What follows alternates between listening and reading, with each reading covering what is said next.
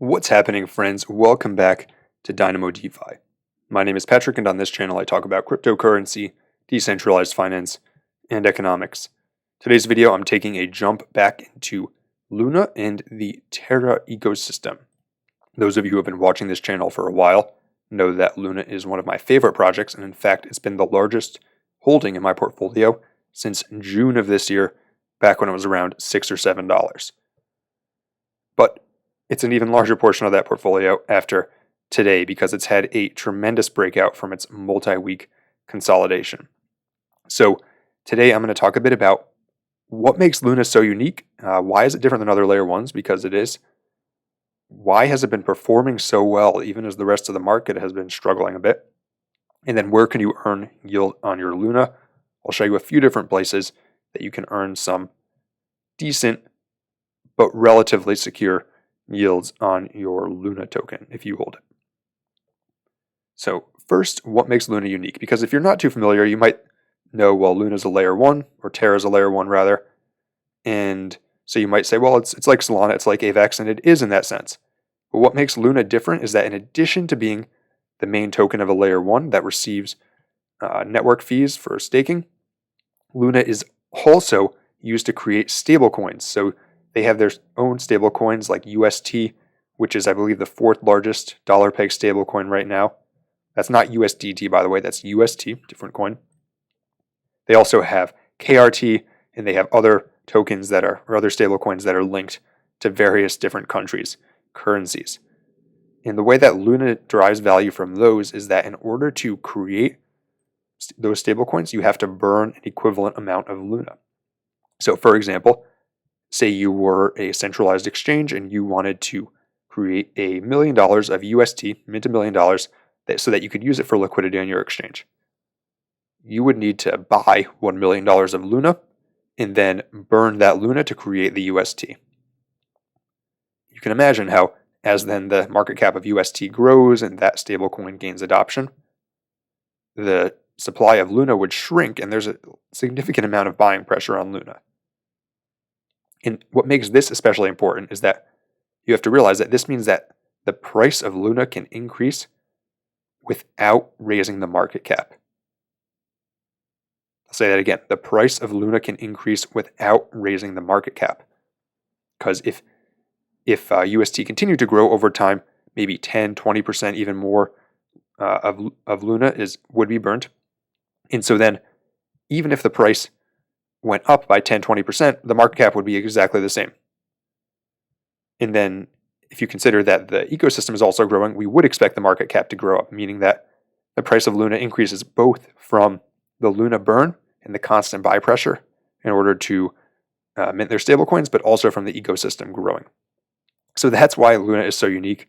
It derives value from two places, the network and also from stablecoin growth, and those stablecoins can be on any network.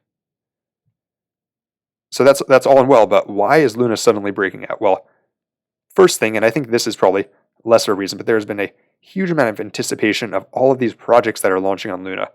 For most of this year, there was only 1 or 2 projects on it, but now there's close to 200, and these include DeFi, they include NFTs, they include gaming, they include some other various things like payments. There's lots of payment apps, particularly in Asia, that are built on Terra.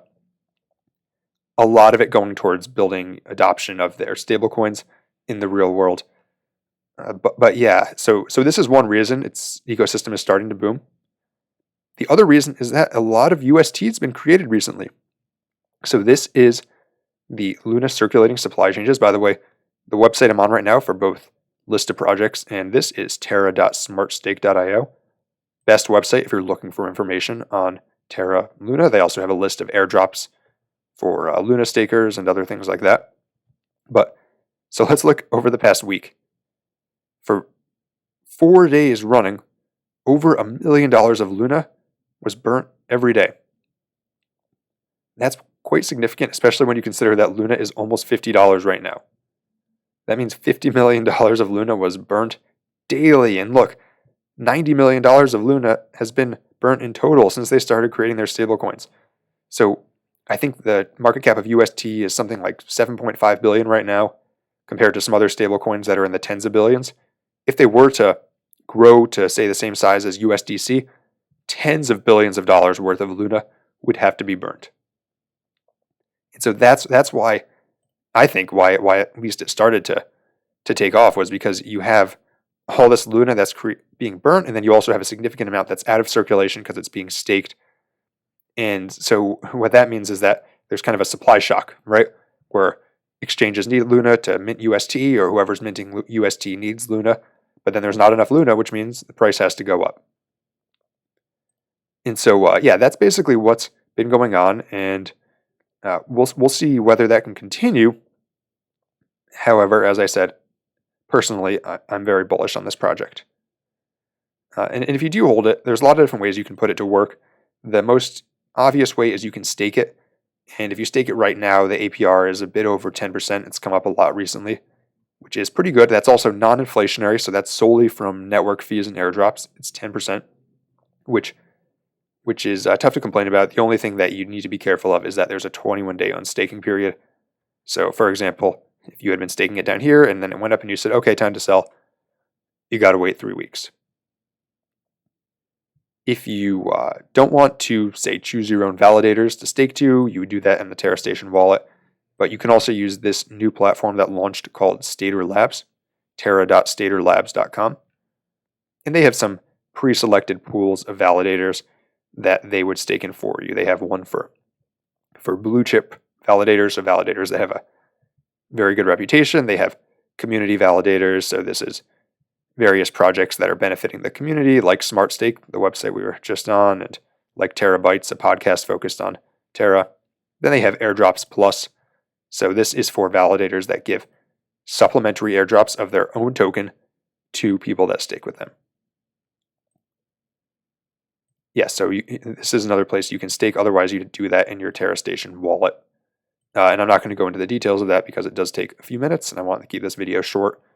But there's a lot of guides online, and perhaps I'll post one. Next place you can go to is Nexus Protocol. That's terra.nexusprotocol.app. And so Nexus Protocol basically uses a strategy where they use Luna as collateral on Anchor, which is a money market on Terra, and then they use it as collateral to borrow and then put the borrowed UST to work, and basically it works out in such a way because of the Anchor protocol incentives that it's a positive APR. And again, it's a bit more complicated than that, but for this video, I'm not going to go into the whole thing of what they're doing. I have another video on Nexus Protocol if you're interested. But this one is 8.3% APR, so a bit lower than staking. But on the plus side, you don't have to wait 21 days because you can swap your Luna for B Luna to stake it on here. Then you can just swap it back whenever you want to. So 8.3%, not bad. And these rewards are going to come out in their PSI token. Next place you can go, and this is what I'm doing personally, is you can use Osmosis Zone. Osmosis is the main DEX for the Cosmos network, so it's not actually on the Terra network. You have to transfer your Luna there, and I have another video on how to do that. That'll link in the description. But you transfer it here, then you can pair it with Osmo, which is the token of this DEX. You can pair it with UST, again, the Terra stablecoin, or you can pair it with Atom. And depending on whether you lock it in for 1 day up through 14 days, the APR will be different. So these APRs you see here, 130% for Luna Osmo, 92% for Luna UST, and 29% for Luna Atom. That is the APR if you locked it in for 14 days. To look at the Luna UST pool, you can see that it's about 46% for 1 day and 74% if you lock it in for 7 days. So these are pretty nice rewards in my view. The rewards come out in the Osmo token, so the native token of Osmosis, which you could, of course, either restake or compound into this pool or really do whatever you want with. But I think those rewards are nice, and those rewards have been steady for over a month now. There are also, by the way, there are some supplementary rewards of Luna for this. It doesn't say the exact percentage here, but you will also receive a bit of Luna on top of that Osmo reward. That is Osmosis Zone, another great way to earn yield on your Luna. And by the way, you will be exposed to impermanent loss here if you've never done liquidity before. Check out what that is. Basically, it means that if the price of Luna increases by a lot, you won't have quite as much as you would if you had just held it in your wallet. But I've done the math on this, and it would have to increase, like, it would have to double in less than a week, basically, for it to make up for the fact that you're earning such a high APR. Finally, you have TerraSwap. TerraSwap does not have their own token. It's the original DEX on Terra Network, and you can provide liquidity for Luna UST here as well. I think they unfortunately don't say the percentages, but I think it's roughly 50%, so that's also pretty nice. Maybe a bit lower or higher. Or you can provide liquidity on Luna B Luna, which I think is probably 10 to 20%, but again, they don't actually provide the statistics on their website. But Luna B Luna are just two different versions of Luna, meaning that you're basically receiving rewards and increasing your Luna stack with minimal risk. Yeah, and those are the best ways to do it. I will be covering other projects on the Terra network going forward. I just am not covering them today because, truthfully, most of them have not so great tokenomics. A lot of them give recurring airdrops to Luna stakers, which creates a lot of constant buy pressure, meaning that even for good projects, the price action has been less than optimal.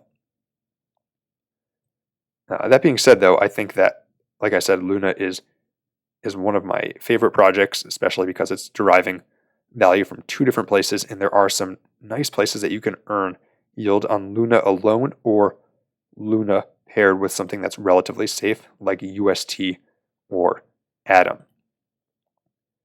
That's all I got for today. Let me know what you guys think about Terra Luna. Let me know whether there's any other strategies you're using to earn yield on your Luna. And let me know if there's any upcoming projects on Terra Network that you're bullish on that you'd like me to cover. That's all I got. Till next time, this is Dynamo DeFi.